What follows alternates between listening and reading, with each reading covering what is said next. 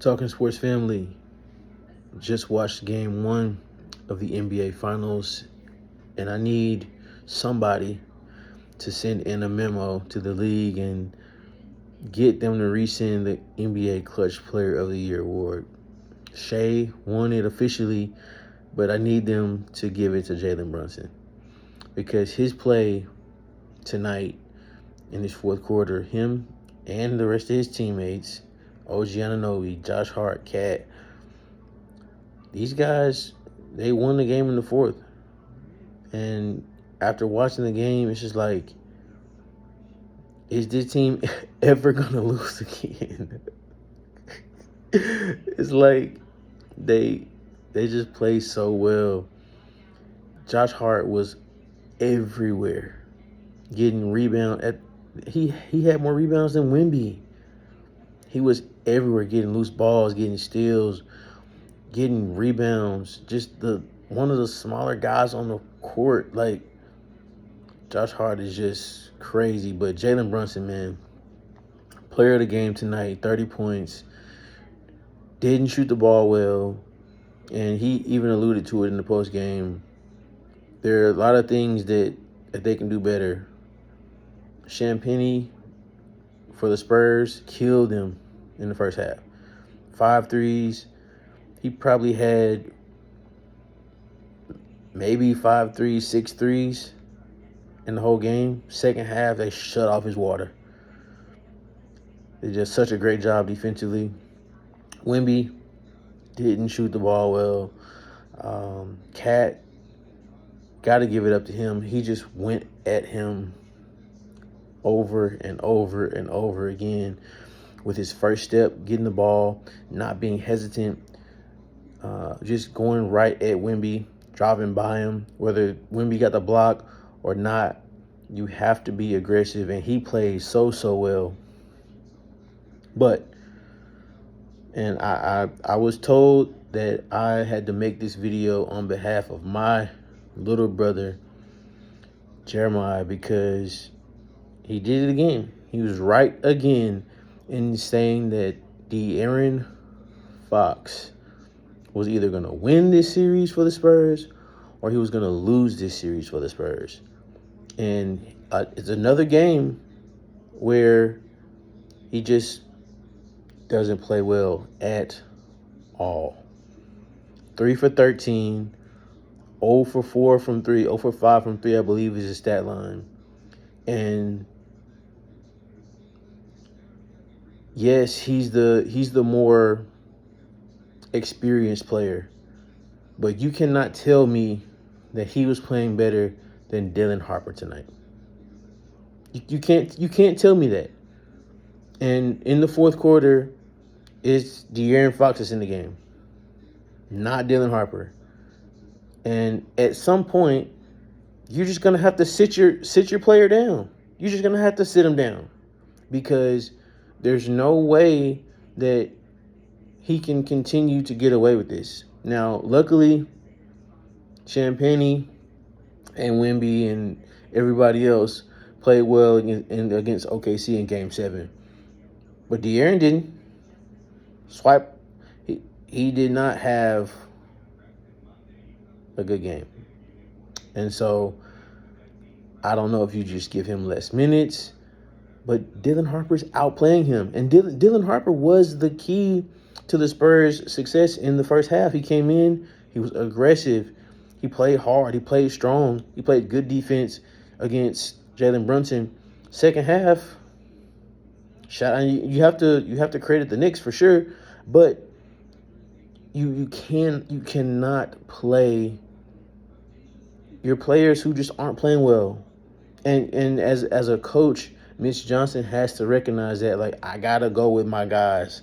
I gotta go with the guys that are giving me the best chance to win. And Dylan Harper is doing that. It's as simple as that. And we saw the rotation for the Knicks. It slowly dropped. Mitchell Robinson, Shamet, and Jose Alvarado. That was it off the bench. That was it. And we have shout out Jose Alvarado. He played very well in the backup minutes, backing up Jalen Brunson. But let's go back to him because he's a warrior. Not only is he clutch, he's hard nosed, and to be one of the smaller guys on the field, on the court, just being the point guard, ball in his hands all the time, getting bumped, getting hit, falling down, getting stepped on, having Harrison Barnes fall into his knee. He got back up. He had to go to the locker room for, a few minutes, came back on the bench, and got the brace or didn't get the brace, whatever that was. But he came back in and instantly 8 points. Fourth quarter, big three. He's clutch, man. And yeah, I know in my last video, the video just dropped. Y'all check that out. The finals preview video just dropped. Check that out. But I said Cat, would be finals MVP. We'll see what games the rest of the games bring. But Jalen Brunson, man, shout out to him. Shout out to the Knicks. This series is going to be incredible. We know the Spurs are going to come back fighting hard, making the adjustments. They can't go down 0-2. You cannot go down 0-2 against the Knicks going into Madison Square Garden. It just can't happen.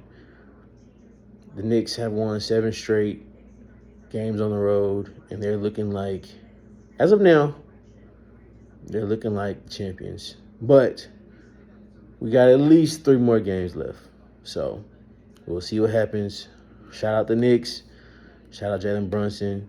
Shout out OG. Shout out all those boys, man. The Knicks just play hard, man. They're not some finesse team.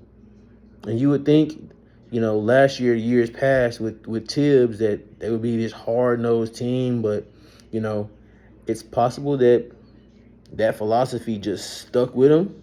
And then whatever Mike Brown is is implementing is just adding on to it on top. And so Knicks look really good.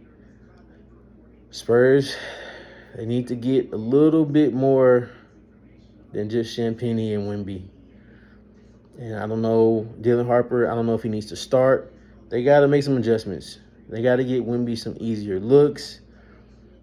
But the Knicks are playing good ball against them, not making it easy for them, not fouling too much. That was a big key. Big key. Cat not getting in too much foul trouble. He did have 2 consecutive fouls, in the third. But other than that, he played really, really well. You got to have a big body to slow him down, and he did a really, really good job. I thought OG would be on him. They didn't. They put Cat on him, and it worked out. We'll see what happens with the adjustments moving on to games 2 and 3.